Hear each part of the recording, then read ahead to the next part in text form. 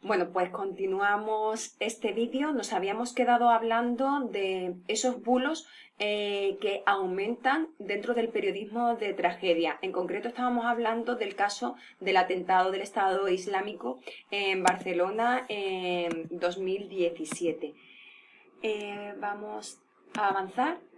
Hemos visto que había en muchos medios de comunicación tradicionales que se habían hecho eco, habíamos visto los bulos que se habían propagado y sobre todo estábamos ahora en esta diapositiva que explica qué tienen en común estos bulos en el momento del periodismo de tragedia. Primero, el miedo, el terror. Cuando pasa algo así, todos nos unimos correctamente a la televisión, miramos en internet constantemente. ¿Por qué? Porque tenemos miedo, tenemos terror y queremos información. Veréis que después vamos a dar una parte del tema del coronavirus y es algo similar a esto. Se suelen utilizar muchas estrategias, por ejemplo, me ha llegado una información de un amigo policía, tengo una amiga en el ayuntamiento, soy médico y estoy trabajando en tal hospital y os cuento, cuando la mayoría de veces, bueno, casi siempre esas fuentes son falsas después cuando se comprueba. Desconcierto informativo. Acaba de pasar algo, es algo tan novedoso que los propios medios de comunicación no tienen información porque ni siquiera muchas veces las fuentes originales, los dirigentes, las organizaciones, las instituciones tienen esa información. Por eso hay ese desconcierto, que es un buen caldo de cultivo para la propagación de bulos y sobre todo para que nos los creamos. Queremos información instantánea. Es que la información no es instantánea, es decir, si se están dando ruedas de prensa, si se están haciendo comunicados oficiales, no hay cada minuto una información nueva, pero como nosotros lo queremos, estamos con el móvil, con las redes sociales que sí son instantáneas, pues eso es lo que pasa. Y los medios tradicionales tienen sus tiempos, tiempos que no coinciden para nada con las nuevas tecnologías. Por eso se ha fomentado la figura del periodismo ciudadano, que tiene su lado positivo, pero también tiene muchos lados negativos. Yo si estoy en un sitio y mando un vídeo, evidentemente soy un ciudadano y en ese momento soy testigo de eso. Pero muchas veces, primero, puede ser falso, porque al no conocer a la persona puede ser falso, puede estar tergiversando la información también por su ideología, por su tendencia, por su situación. Incluso sabemos que la historia, dependiendo de la persona que cuente algo, también desvirtúa, consciente o inconscientemente, la información. Por tanto, el periodismo ciudadano está bien porque ahora es muy difícil que pase algo y nos mientan directamente, por ejemplo, las instituciones, porque en distintos puntos del mundo hay gente que está contando cosas. Pasa también mucho en los países, por ejemplo, subdesarrollados, que antes una persona que era el gobierno o el máximo dirigente contaba algo y nos teníamos que callar, pero sin embargo ahora hay mucha gente, también en Cuba ha pasado, que muchas informaciones llegan a través del periodismo ciudadano. Sin embargo, el periodismo ciudadano no puede suplantar a los periodistas profesionales por todo esto que contábamos de la diligencia profesional, de saber hacer bien su trabajo, de llegar a fuentes que los ciudadanos no llegan. Por tanto, las redes sociales con este periodismo ciudadano se convierte en un medio de comunicación, pero la credibilidad no siempre depende de la veracidad. Es decir, tú utilizas muchos términos, dices que has estado allí y demás, y sin embargo después cuando la información cierta nos llega, vemos que eso no tiene por qué ser cierto. Sin embargo, ¿por qué no lo creemos? Porque nosotros tenemos esa voluntad de creer. Si, por ejemplo, nos dicen que con las mascarillas, hablaremos en concreto del coronavirus, no quiero mezclarlo, pero bueno, nos vamos a salvar, al final todos queremos creer y todos nos podemos hacerlo porque queremos creer. Muchas veces lo que tenemos que saber es qué fuente y qué veracidad puede tener esa fuente. Y después otra de las cosas que coinciden en todos estos bulos que se comentan en el momento de periodismo de tragedia es el deseo de compartir, el deseo de contar esto. ¡Ay, me llega! Se lo voy a pasar a mi familia, a mis amigos, y lo pasas a 5, 6, 10 grupos que tienes en WhatsApp porque quieres compartir, pero aparte quieres cómplice, quieres persona que sea referente. Es cierto, hazlo como dicen ahí. Entre todos vamos creando ese bulo, vamos agrandándolo, encima nos vamos nosotros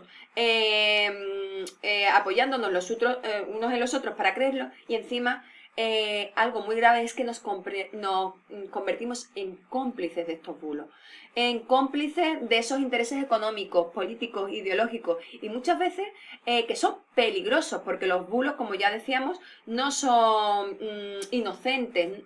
no son gratuitos, es decir, tienen consecuencias sociales, económicas, políticas, ideológicas que nosotros veremos y que si lo supiéramos y si fuésemos conscientes no lo haríamos, no seríamos cómplices de ello, no lo seamos también a través de los bulos.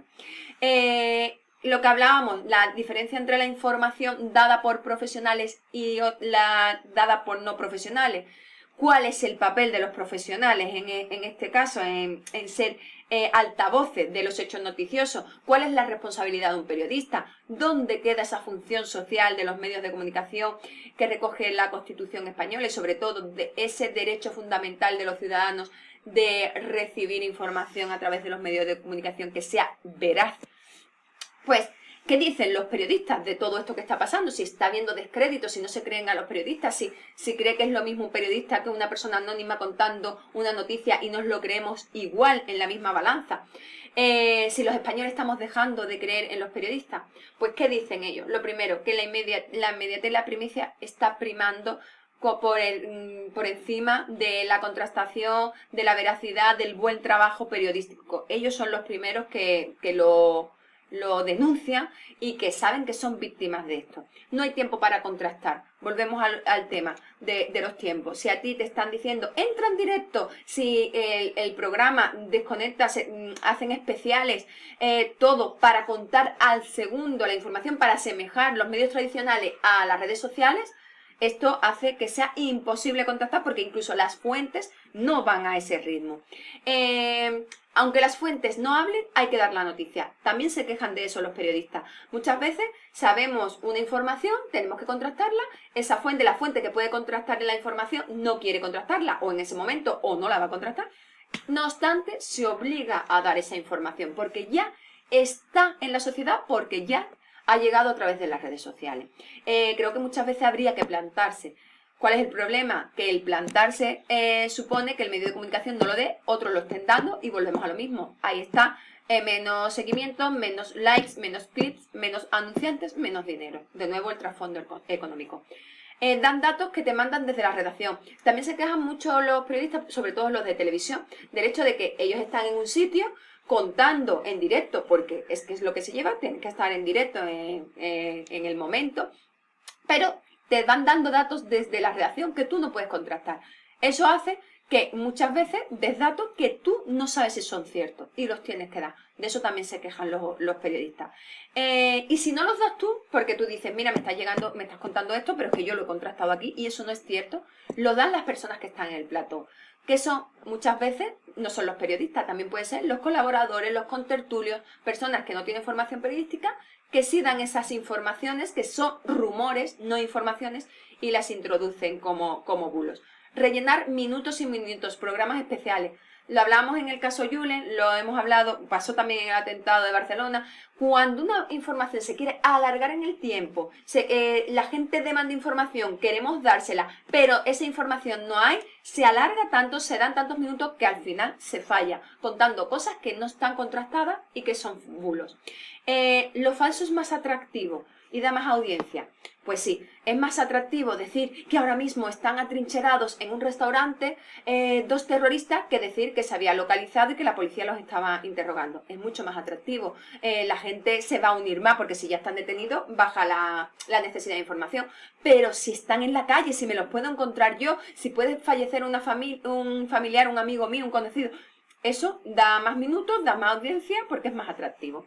Y lo que adelantamos antes, el tema de que no se castiga. Habíamos hablado de que, por ejemplo, en Estados Unidos, en el caso este del bulo, se descubrió este joven periodista que había contado más de 36 noticias falsas, 70 con imperfecciones, ¿no? Con datos que eran erróneos o sobre todo eran falsos. Cayó la cabeza del director y el subdirector, ¿vale? Sin embargo, lo normal no es eso, lo normal es que demos bulos, después por encima los desmintemos, que además eso también hace que se alargue más la información porque lo doy, después lo desmiento, a lo mejor lo sabía incluso que era mentira antes de darlo, y esto no hace que la gente deje de ver ese programa, que castigue a ese programa. Por tanto, como no se castiga, los jefes siguen obligando, los de arriba siguen obligando a los medios de comunicación a hacerlo y a los propios trabajadores, a los propios periodistas.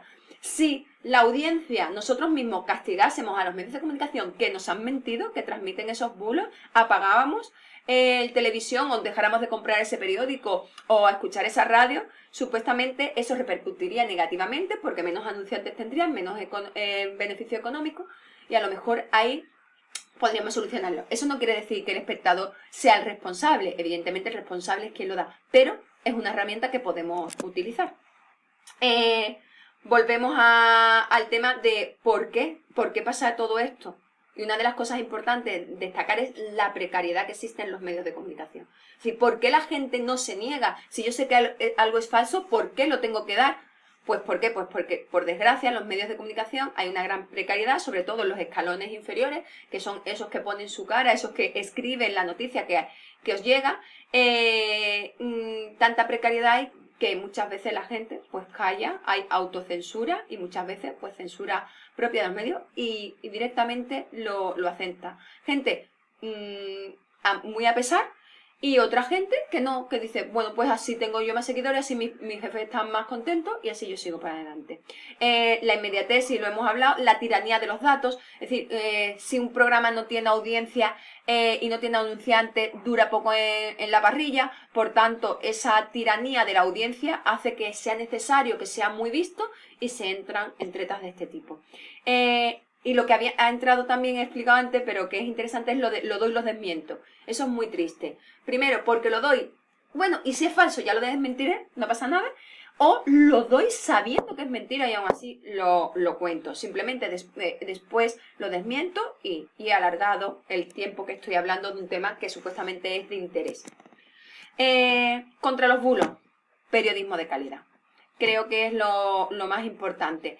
Si el trabajo se hace bien, si se contrasta bien y hay calidad periodística, los bulos tendrán mucho más difícil colarse. Y sobre todo si los ciudadanos demandamos periodismo de calidad, como lo demandamos castigando a los que no lo hacen, pues creo que también es una herramienta de solución.